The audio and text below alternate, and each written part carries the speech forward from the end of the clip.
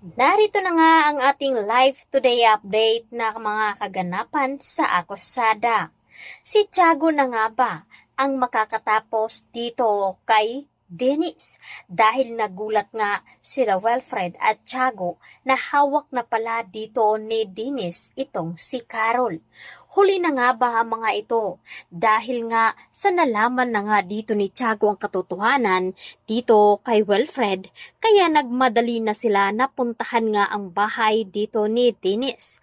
Ngunit sa kasamaang palad sa pagdating nga nila doon ay huli na pala ito dahil alam na pala ni Dennis ang katotohanan.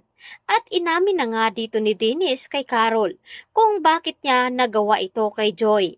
Dahil minahal nga daw niya ito, ngunit hindi naman siya nito pinili.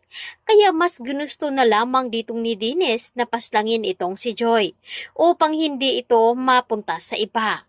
Kaya ipinaliwanag din dito ni Dennis na gagawin niya rin ito kay Carol upang hindi ito mapunta kay Wilfred. Kaya dito na nga gagawa itong si Dennis ng masama laban dito kay Carol. Takot naman itong si Carol dahil biglaan ngang sumugo doon si Wilfred at Tiago.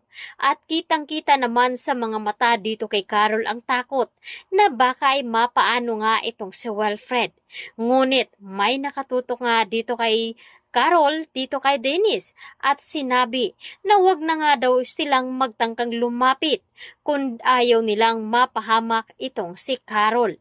Kaya naman sinabi na dito ni Carol kay Wilfred na iwanan na lamang siya at iligtas kamo at ilayo ang kanilang anak na si Leah at baka mapahamak ito. Gagawin na nga ba dito ni Wilfred ang iuutos dito ni Carol sa kanya dahil sa pagiging obsessed nga dito ni Dennis kay Carol ay mukhang malabo na nga ito makatakas at pagbibigyan itong si Carol. Bagamat itong si Tiago ay may nakaplano na pala ito upang maparusahan itong si Dennis. Bago pa man sila sumugod sa bahay nito ay agad naman silang nakapagtawag na ng mga pulis upang masundan nga daw ito dahil sigurado nga itong si Wilfred na nasa kapahamakan itong si Carol.